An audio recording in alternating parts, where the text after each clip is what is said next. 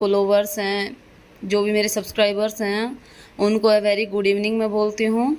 तो पिछले कुछ वीडियोस में मैंने 2 वीडियोस अपलोड कर चुकी हूँ। उनमें मैंने हाथ की रेखाओं के बारे में बताया था कि जो हमारी हाथ की मूलभूत रेखाएं होती हैं, जीवन रेखा, मस्तिष्क रेखा, हृदय रेखा, विवाह रेखा, संतान रेखा, भाग्य रेखा, मणिबंध रेखाएं, जो आपकी लग्जरियस लाइफ के बारे में दिखाती हैं, उन सब के बारे में बताया था।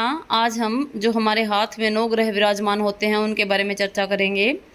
जब भी हम हमारी कुंडली दिखवाते हैं, किसी भी एस्ट्रोलॉजर से हम अपनी कुंडली दिखवाने जाते हैं, तो हमारे भाग्य को हमारे ग्रह के हिसाब से बताते हैं, यानी कि कौन सा ग्रह हमारा उच्च का है और कौन सा ग्रह हमारे लिए अच्छा नहीं है, वो हमें बताते हैं। उससे हमारा जो फील्ड है, एजुकेशनल फील्ड जो है, हमारा गवर्नमेंट जॉब मिलेगी नहीं मिलेगी, इन सब के बारे में वो अनुमान लगाते हैं कोई भी एस्ट्रोलॉजर जो हैं।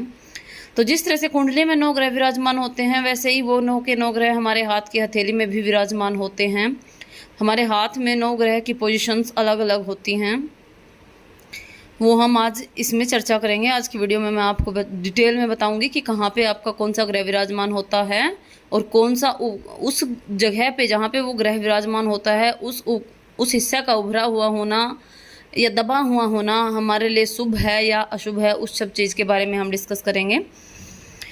तो सबसे पहले गुरु पर्वत के बारे में हम डिस्कस करेंगे। उससे पहले मैं आपको फिंगर्स के बारे में बता देती हूँ। इंग्लिश में तो हम सबको पता है हमारी फिंगर्स का।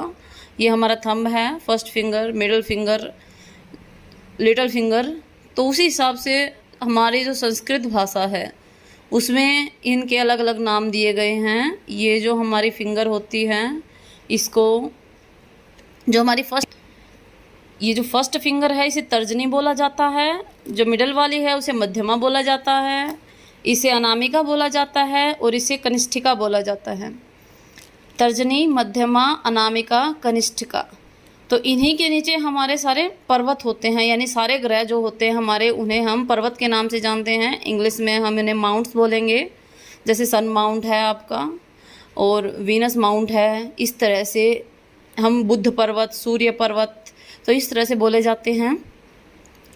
इनकी अलग अलग पोजीशंस हैं। जो हमारी फर्स्ट फिंगर होती है, यानी जो तर्जनी होती है, मैं लिख देती हूँ एक बार। ये मैंने सारी उंगलियों के नाम लिख दिए हैं ताकि आपको संस्कृत भाषा में भी समझ आ जाए।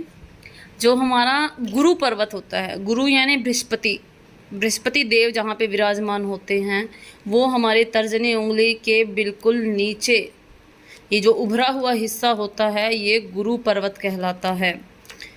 गुरु पर्वत का उभरा हुआ होना हमारे लिए अच्छा होता है। जब भी किसी भी ग्रह का उभार होता है तो इसका मतलब ये होता है कि वो ग्रह हमारे लिए शुभ है। जो ग्रह उठा हुआ होता है वो ग्रह हमारे हथेली में, हमारे भाग्य में बलशाली होता है। उसका प्रभाव हमारे भविष्य पे, हमारी किस्मत पे, हमारे लक के ऊपर ज़्यादा देखने को मिलता है। तो गुरु पर्वत हमारी तर्जनी उंगली के ठीक नीचे उभरा हुआ हिस्सा जो होता है वो गुरु पर्वत कहलाता है। ये वाला हिस्सा जिनका गुरु पर्वत आपका उठा हुआ होता है या बलशाली होता है, वो इस बारे में बताता है कि वो इंसान, वो पर्सन आपका धर्म, कितना धर्म को मानता है, कितना वो धार्मिक है, कितना रिलीजियस वो पर्सन है, कितना नॉलेजेबल वो पर्सन है, कितना ज्ञान उसके अंदर है, लीडरशिप क्वालिटीज़ उसके अंदर कितनी हैं।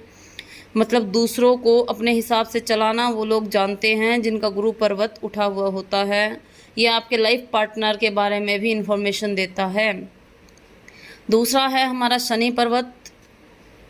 जो शनि पर्वत होता है वो हमारी मध्यमा उंगली के ठीक नीचे होता है। ये हमारी मध्यमा है, इस उंगली के जो ठीक नीचे का हिस्सा होता है वो शनि पर्वत कहलाता है। अगर आपका शनि पर्वत बलशाली है, यानी शनि पर्वत अगर आपका हैवी है, तो वो हमें बताता है कि वो पर्सन, वो बंदा कितना अध्ययन करेगा, कितना चिंतन करेगा, कितनी डीप नॉलेज वो किसी भी फील्ड में गेन करेगा, कितनी गंभीरता से वो स्टडी करेगा किसी भी चीज़ की। बहुत ज़्यादा मेहनत करते हैं ये लोग, बहुत ज़्यादा हार्ड वर्किंग होते हैं और जो चीज़ उन्हें चाहिए वो उस चीज़ को पाकर ही रहते हैं। अगला है हमारा सूर्य पर्वत, सन माउंट जिसे बोलते हैं। अनामिका उंगली के बिल्कुल ठीक नीचे ये हमारा सन माउंट है, सूर्य पर्वत है। सूर्य यानी तेज। तो सूर्य पर्वत जिनका उठा हुआ होता है, अगर आपका सूर्य पर्वत का हिस्सा उभरा हुआ है तो वो बंदा, वो पर्सन, वो इंसान बहुत ही यश वाला होगा, यानी उसे बहुत ज़्यादा पॉपुलैरिटी मिलेगी अपनी लाइफ में। बहुत ही टैलेंटेड पर्सन वो होगा, उसकी पर्सनैलिटी सबसे अलग होगी, प्रतिभाशाली बंदा वो होगा, बहुत ही ज़्यादा शार्प माइंडेड होगा। अपने लाइफ में उसे बहुत ही हाईएस्ट पोस्ट पे वो जाएगा, एक उच्च पद पे पदाधिकारी वो बन सकता है, या फिर हो सकता है कि गवर्नमेंट जॉब उसे मिले। सरकारी नौकरी के जो चांसेस होते हैं वो बहुत ज़्यादा हो जाते हैं अगर आपका सन माउंट आपका फ्लप्पी होता है, यानी कि जो सन माउंट है आपका वो गुद्देदार हो अगर यहाँ से, तो गवर्नमेंट जॉब के या किसी हाई जो आपकी रैंक के जो पोस्ट होते हैं उन पे आपके असाइन होने के चांसेस बढ़ जाते हैं। सेंटर ऑफ अट्रैक्शन बनते हैं ऐसे लोग जिनका सन माउंट उभरा हुआ होता है। दूसरे लोग उनकी पर्सनैलिटी से बहुत ज़्यादा प्रभावित होते हैं, लोग उनकी तरफ बहुत ज़्यादा अट्रैक्टेड होते हैं।